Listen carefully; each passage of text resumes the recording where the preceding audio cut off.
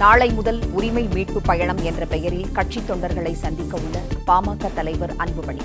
அன்புமணியின் நடவடிக்கைக்கு எதிர்ப்பு தெரிவித்து பாமக நிறுவனர் ராமதாஸ் டிஜிபியிடம் மனு கொடுத்துள்ளார்.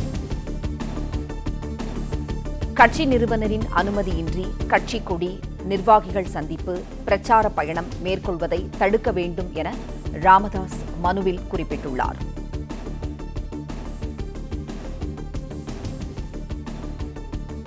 செய்தியாளர் சரவணகுமார் இணைப்பில் இருக்கிறார். சரவணகுமார், வணக்கம். அன்புமணிக்கு எதிராக டிஜிபியிடம் மனு கொடுக்கப்பட்டுள்ளது, விவரங்களை சொல்லுங்க. பாமக நிறுவனர் ராமதாஸ் டிஜிபியிடம் மீண்டும் ஒரு மனுவை அளித்திருக்கிறார்.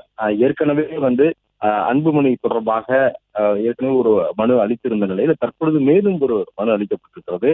அந்த மனுல நாளை அன்புமணி ராமதாசனுடைய பிறந்த நாளான நாளையிலிருந்து உரிமை மீட்பு பயணம் என்ற ஒரு பயணத்தை அவருடைய கட்சியை வலுப்படுத்துவதற்கும் மற்றும் ஒரு பிரச்சார பயணமாகவும் இவற்றை மேற்கொள்ள இருக்கிறார்.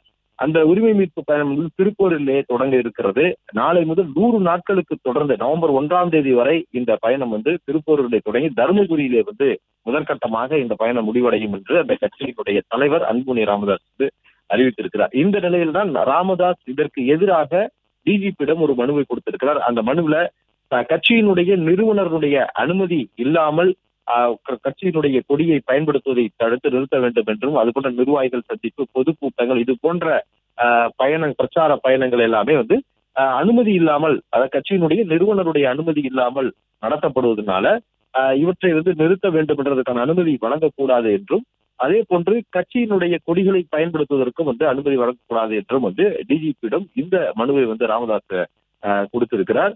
அதே வேளையில காவல்துறை தரப்புல இது சட்ட வல்லுநரிடம் ஆலோசிக்கப்பட்டிருக்கிறது. இது போன்ற உட்கட்சி விவகாரத்துல காவல்துறையினுடைய அதிகாரம் என்ன, காவல்துறை எவ்வாறு இதை தடுத்து நிறுத்த முடியும், இது ஒரு தேர்தல் ஆணையம் முடிவெடுக்கக்கூடிய அல்லது நீதிமன்றத்திலே சென்று முடிவெடுக்க வேண்டிய ஒரு விஷயம், அங்கு நடக்கக்கூடிய ஒரு வழக்கு. இது காவல்துறையினுடைய அதிகார வரம்பு என்ன என்பது தொடர்பாக எல்லாம் காவல்துறையும் சட்ட வல்லுநர்களிடம் ஆலோசிப்பதாக கூறப்படுகிறது.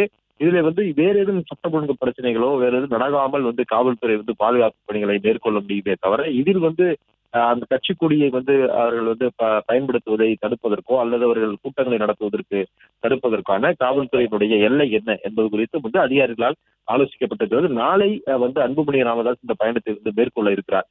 கடந்த வாரம் அன்புமணி ராமதாஸ் தலைமையில இடஒதுக்கீடு, அதாவது வன்னியர் சமுதாயத்திற்கான இடஒதுக்கீடு கோரி விழுப்புரத்தில் போராட்டம் நடந்தது. அப்பொழுது ராமதாஸ் அந்த போராட்டத்திற்கு வாழ்த்தும் தெரிவித்திருந்தார். ஒரு பக்கம் அவருடைய வீட்டில் வைக்கப்பட்ட ஒட்டுக்கேட்பு கருவி தொடர்பாக புகார் கொடுக்கப்பட்டு நேற்று அந்த ஒட்டுக்கேட்பு கருவி காவல்துறையிடம் ஒப்படைக்கப்பட்டிருக்கிறது.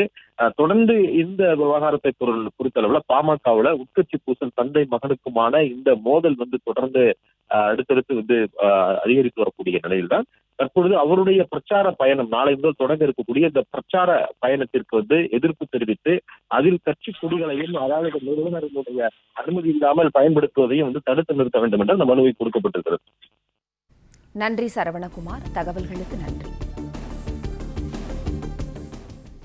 பிளே ஸ்டோர் மற்றும் ஆப் ஸ்டோரில் இருந்து பாலிமர் செயலியை QR கோடு மூலம் பதிவிறக்கம் செய்யுங்கள். செய்திகளை உடனுக்குடன் பெறுங்கள்.